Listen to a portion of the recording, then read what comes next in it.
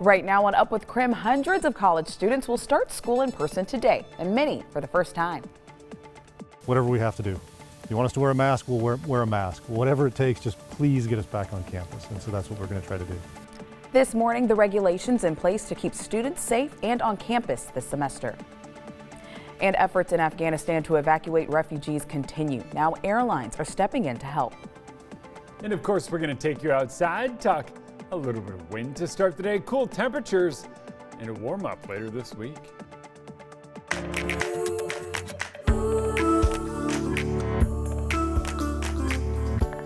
Up with KREM begins now. Well, today is the first day of classes for college students as well as faculty members. And for the first time in over a year, they will have to leave their homes to get to school. So, Jeremy Legou, what can they expect as they walk to campus this morning? Well, it's a chilly start to the day.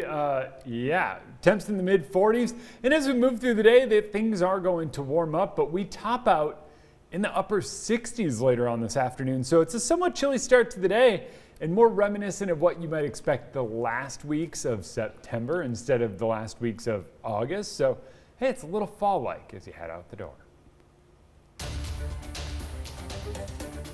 All right, we'll get back to Jeremy and the weather here in just a bit, but we do have some breaking news as the FDA has just fully approved Pfizer's COVID-19 vaccine.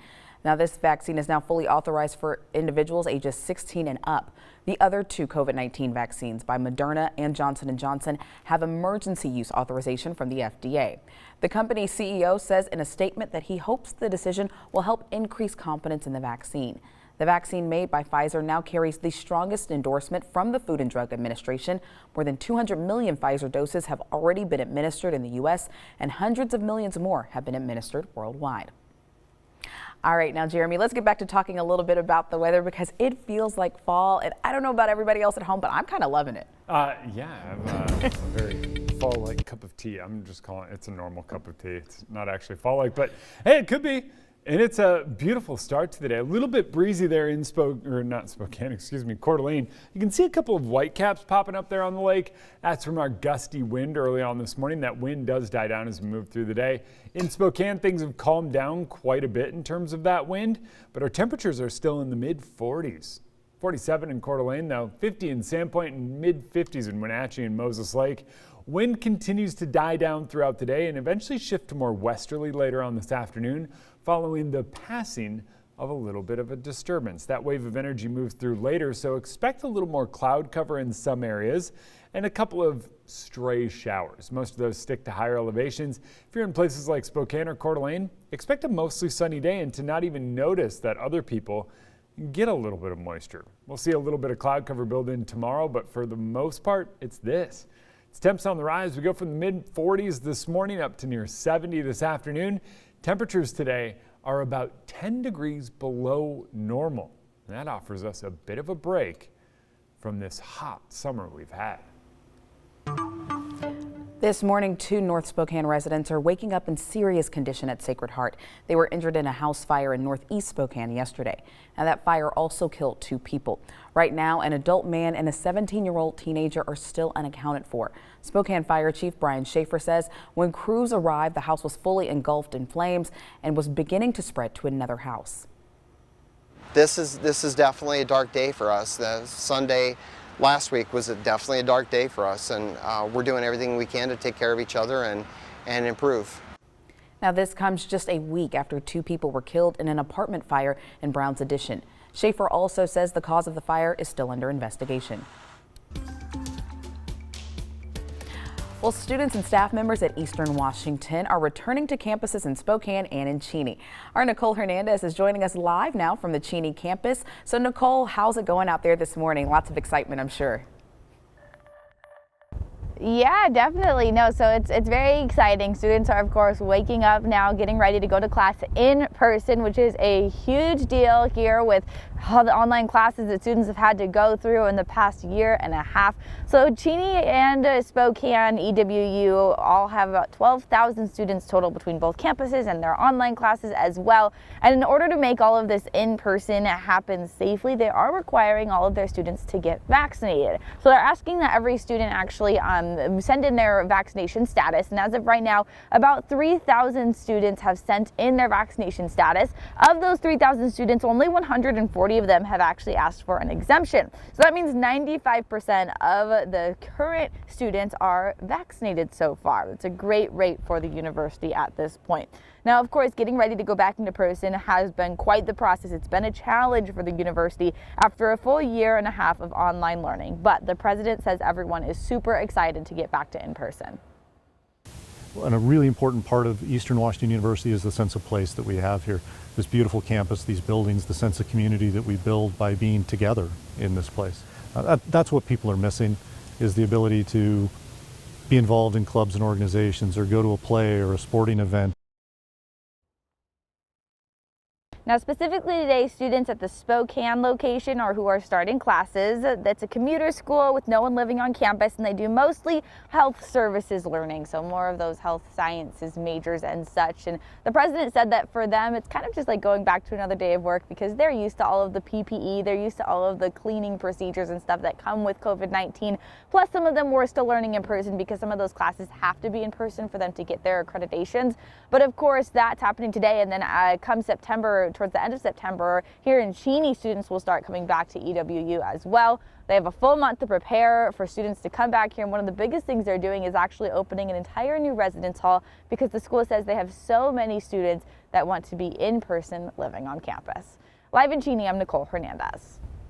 Now, our back to school coverage continues all morning long on Up with KREM. Our Tim Pham is actually driving from Pullman to Moscow right now because U of I students are returning to campus for classes today. Now, that's coming up in the next half hour on Up with KREM. I think when this is over, the American people have a clear understanding of what I did, why we did it. Over the weekend, President Biden addressed the nation and attempted to mitigate the fallout from his decision to pull U.S. forces from Afghanistan. A new CBS News poll finds most Americans approve of removing U.S. troops, but most also believe that the handling of the withdrawal has gone either very or somewhat badly. President Biden's approval rating has also fallen from 62% in March to 50% right now. The president says history will prove him right, but at the moment, the pictures outside of Kabul show an increasingly dire and desperate situation. For Americans trying to evacuate, the struggle is getting to the Kabul airport. The pace of evacuations from Afghanistan is picking up.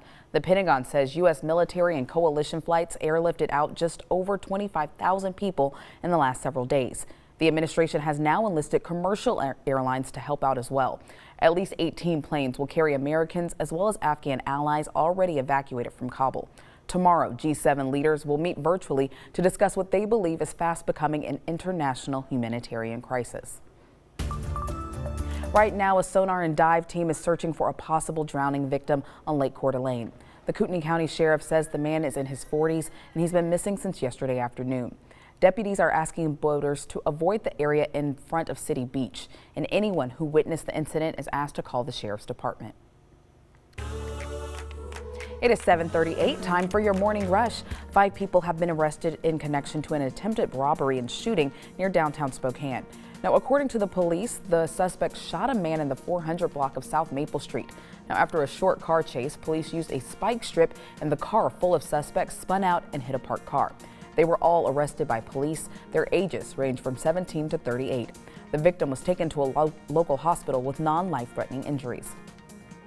Well, here's a live look at Lake Coeur d'Alene right now. Idaho Governor Brett Little just announced he's hiring a new team to help protect the Lake Coeur d'Alene Now, that advisory committee will work to improve the health of the lake. And according to the governor's office, $2 million will be used for projects that reduce nutrients in the lake from sources through the Coeur d'Alene Basin.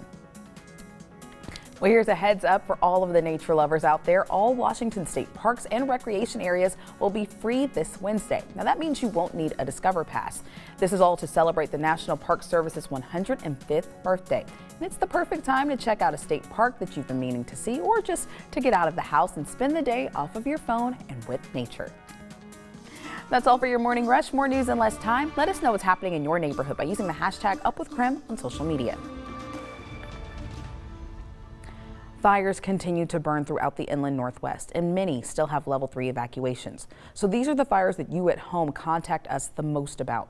The Walker Creek fire currently has level 3 evacuations in place for the Spur and Walker Creek areas. That fire has now reached over 23,000 acres and is only 9% contained. The cause of the fire is still being investigated. Now, northwest of Spokane near Ford, Washington, the Ford Corkscrew fire also has level 3 evacuations in place. That fire started on August 15th and has already grown to over 15,500 acres. It's 44% contained, and crews say that yesterday's rain helped assist with containing the fire. Now, the Summit Trail fire near Inchelium is now 40% contained and has reached over 45,000 acres. Level 1, 2, and 3 evacuations are in place there as well. The Washington National Guard is also assisting crews as they battle that fire. Now, these are the fires with level 3 go now evacuations, but there are still other fires burning across the region.